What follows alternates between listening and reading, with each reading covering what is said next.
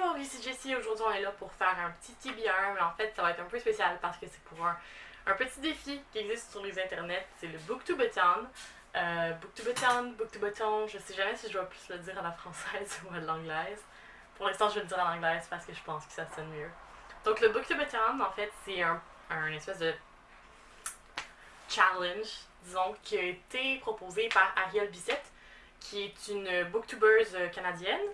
Donc, je vais vous laisser le lien vers sa chaîne et vers la chaîne de Booktubeathon en description si vous avez besoin de plus d'informations. Mais bon. Donc, c'est ça, c'est un projet qu'elle a vu pour essayer d'unifier la communauté Booktube. Donc, le but, c'est de lire 7 livres en une semaine et il y a des défis avec ça et il faut publier une vidéo par jour.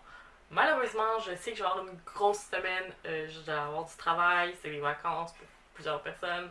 Mais pour moi, Dieu merci, j'ai eu des vacances de la construction. Donc, je vais quand même sortir, en tout cas, une grosse semaine, donc j'aurai pas le temps ni l'opportunité de faire cette vidéo dans la semaine. Par contre, j'ai trouvé une petite alternative, c'est que je vais faire des espèces de mini-vlogs via mon Instagram Story. Donc, je vais vous mettre le lien vers mon Instagram en bas, je vous conseille d'aller regarder ça. À chaque jour, je vais vraiment publier du contenu sur Instagram, que ce soit déjà publier des photos évidemment, puis je vais vous updater sur le projet, puis essayer de faire les défis via ma story Instagram. Donc, je vais voir si ça va marcher. Je veux dire, l'année prochaine, j'espère avoir le temps, puis ce qu'il faut pour pouvoir participer au défi, mais cette année, ça se ferait vraiment pas. Donc, c'est la meilleure alternative que j'ai trouvée. J'avais vraiment envie de participer cette année. J'aime ça regarder ces vidéos-là chaque année de tous les gens, comment ils participent. Donc, je vais vraiment de faire ça. Parfait. Donc, là, on va commencer dans ce que je vais lire. J'ai mon petit cahier parce que j'ai tout noté là. Faut que j'essaie de traduire les trucs en même temps. Parce que c'est un défi qui est en anglais, mais je vais le faire en français quand même. Parce que je Donc, ok, parfait. Donc, le premier livre, c'est un livre avec quelqu'un sur la couverture. Et pour ce défi-là, en fait, j'ai choisi Entre parenthèses de Marion Barrault, qui est une petite bande dessinée que j'ai prise à la bibliothèque la semaine dernière. Il y a une personne sur la couverture, juste ici, donc je pense que ça se qualifie. Je ne sais pas du tout de quoi ça parle. Je trouvais que les illustrations étaient jolies, donc premier livre que je vais lire cette semaine. Ensuite, c'est de lire un livre qui a été vraiment hype, donc il y a beaucoup de gens qui ont dit que c'était bon, qui a beaucoup été partagé, etc. Et j'ai choisi pour ça The Princess Saves Herself in This One d'Amanda Lovelace. Donc c'est un petit recueil de poésie apparemment qui est très semblable à Milk and Honey de Ruby Kaur que j'avais beaucoup aimé. Donc ça fait un moment que je le lis à la maison et que j'ai envie de le lire. Le titre est vraiment intéressant, honnêtement j'aime vraiment ça. Donc j'ai vraiment de me plonger là-dedans. C'est aussi assez court à lire, je vous dirais. C'est vraiment... il n'y a pas beaucoup de contenu sur chaque page, donc je pense que ça va se lire assez facilement. Je suis vraiment contente de ça. Génial. Donc ensuite, le troisième, c'est de finir un livre en une seule journée. Là, bon, pour ce qui est entre parenthèses, The Princess Saves Herself in This One, je pense pas que ça va me prendre beaucoup de temps à lire ces deux livres-là, mais je voulais avoir un livre que je voulais vraiment me concentrer puis une journée me passer là-dessus. Et donc j'ai choisi Les aventures de Tom Sawyer de Mark Twain. Là, c'est pas juste ça. Ça, c'est l'œuvre complète de Mark Twain. C'est comme un de mes livres préférés parce qu'il est tellement beau. C'est les pages dorées. Mais, je veux dire, Tom Sawyer, ça dure peut-être, c'est quand même assez long. Tom Sawyer, oh, c'est ok. Je suis trop loin. Tom Sawyer. C'est quand même ça ici, mais peut-être un peu moins au début, je dirais. Il doit y avoir une intro et tout. Mais c'est quand même un bon livre, mais je voulais vraiment le relire cet été, ce livre-là, parce que ça fait quelques années que je ne l'ai pas lu. C'est un livre qui m'avait vraiment touchée la première fois que je l'ai lu et j'avais vraiment envie de revenir là-dessus. Donc c'est ça, j'avais planifié de le lire cet été et je me suis dit pourquoi pas le lire cette semaine, tant qu'à être là, le mettre dans le défi et ça va être fait. Donc pour ceux qui ne connaîtraient pas Les aventures de Tom Sawyer, c'est l'aventure d'un petit garçon aux États-Unis qui vit près du fleuve Mississippi. Puis il arrive des choses. C'est ça. Pas besoin de dire trop. Ça se passe en... J'ai oublié quand. À une autre époque. J'aurais peut-être 200 ans, je dirais.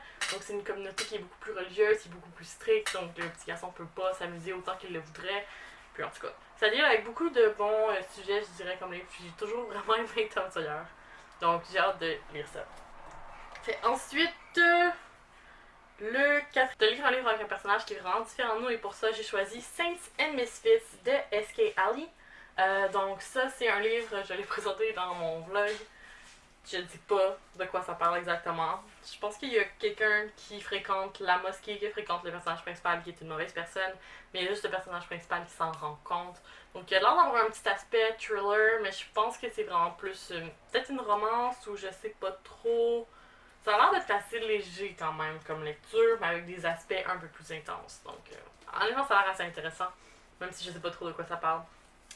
Mais oui, donc j'ai choisi ça parce que ça parle d'une femme, d'une jeune femme en fait, qui est musulmane et américaine, et je ne suis ni musulmane ni américaine, donc nous sommes différentes. Je pense que ça compte.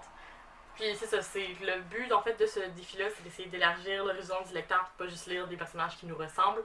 Donc je trouvais que c'était une bonne initiative. Je vais essayer ça avec ce livre-là. Puis définitivement, je vais relire d'autres livres avec des personnages qui me ressemblent pas. C'est un petit peu le but de lire plein de livres, c'est de vivre un peu la vie des autres, de se mettre dans leur peau, d'essayer de comprendre les différents aspects de la vie, du monde. Donc définitivement quelque chose de fun.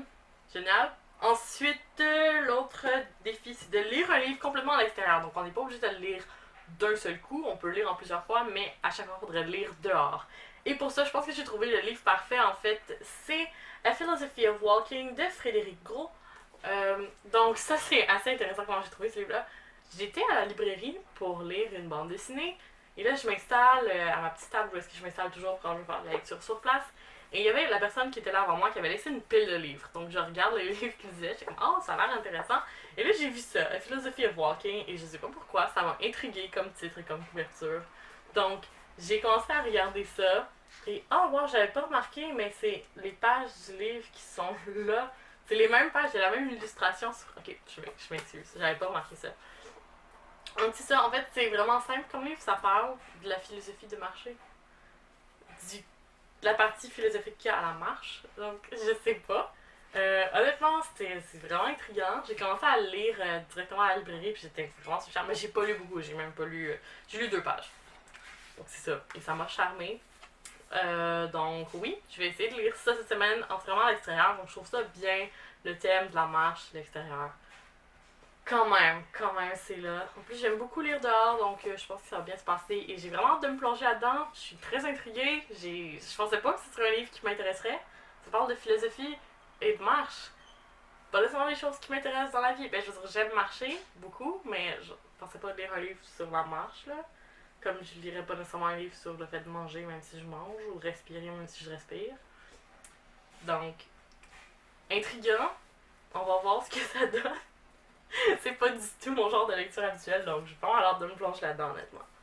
Et enfin, la dernière catégorie, c'est de lire un livre que tu as acheté à cause de la couverture. Et j'ai choisi Macbeth de Shakespeare parce que je l'ai honnêtement vraiment acheté juste à cause de la couverture. Parce que j'aime tellement cette édition-là des livres de Shakespeare, c'est tellement mignon.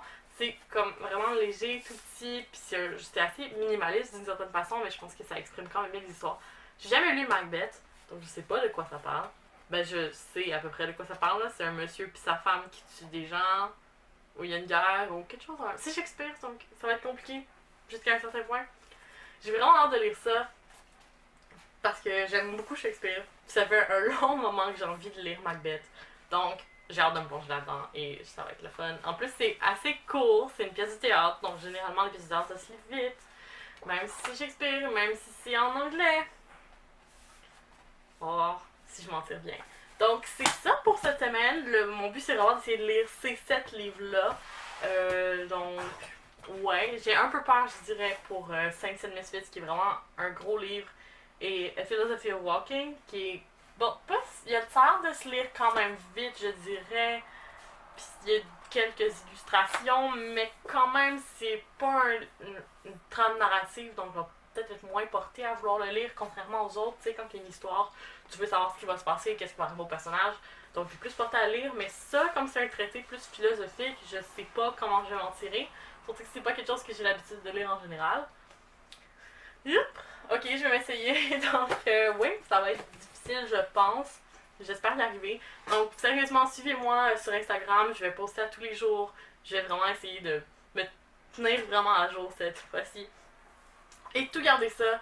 J'espère que vous allez regarder ça. Je vous invite à regarder aussi d'autres vidéos pour des gens qui participent au challenge du Booktube. Je pense que ça vaut la peine. J'aime vraiment ça chaque année. Comme je vous disais, j'aime ça regarder les vidéos des gens. Chaque jour, il y a des nouveaux contenus. Donc c'est vraiment le fun. C'est vraiment une bonne semaine, je dirais, pour BookTube. Et c'est ça. Donc sur ce, je vous dis merci et à la prochaine!